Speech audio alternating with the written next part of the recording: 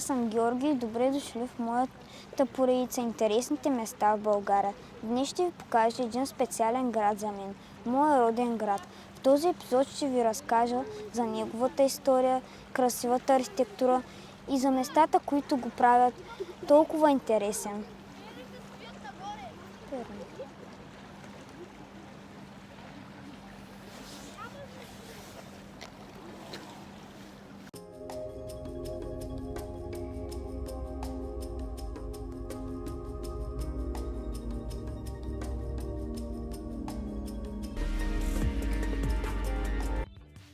Русе е един от най-красивите градове в България. Заради впечатляващата си архитектура, той често е наричан Малката Виена. Разхождайки се из централната част на града, човек може да види красиви сгради, които напомнят на европейските столици. Една от най-известните сгради в Русе е доходното здание, построено в началото на 19 век. Днес той е културният център на града. Тук се провеждат театрални постановки, концерти и различни културни събития. В центъра на града се намира и паметника на свободата, един от символите на Русе. Той е посветен на освобождението на България и напомня за важните исторически събития в страната. Русе се намира на брега на река Дунав, втората по дължина река в Европа. През вековете реката е била важен търговски път и е помогнала на града да се развие като икономически и културен център. Историята на този район започва още в древността. Тук се намира римската крепост Сексагинта Приста, която е пазила границата на Римската империя по река Дунав.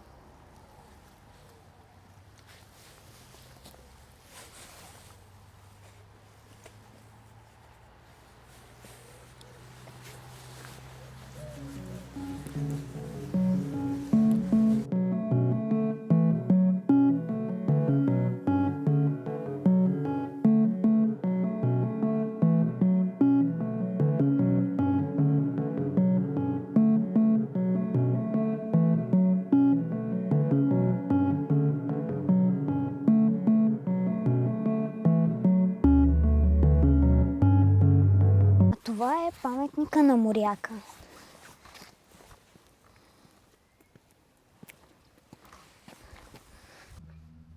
Там на няколко километра от Русе се намира природният парк Русенски лом. Това е мястото, известно със своите красиви скални пещери и средновековни манастири.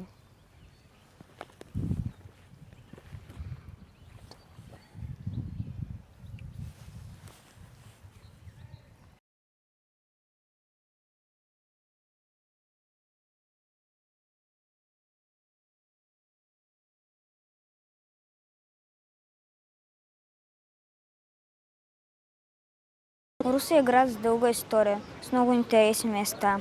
Тук могат да се видят както забележителности, така и красиви европейски архитектури.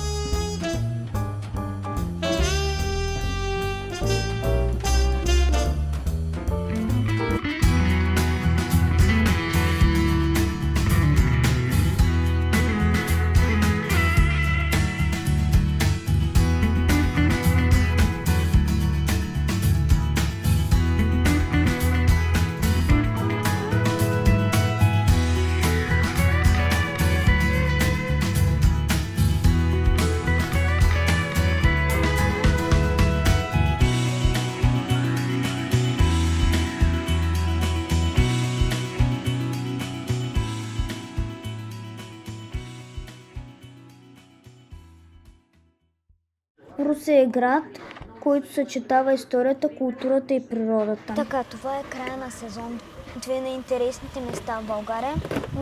И айде, чао, абонирайте се за канала, чао, до нови срещи. Така закриваме и сезон 2 от интересните места в България. Очаквайте скоро новия сезон 3 на интересните места в България. Още в момента ви казвам, че бъде най-интересният сезон. Този сезон беше още по-интересен от сезон 1, но сезон 3 ще бъде най-интересният. Гледайте!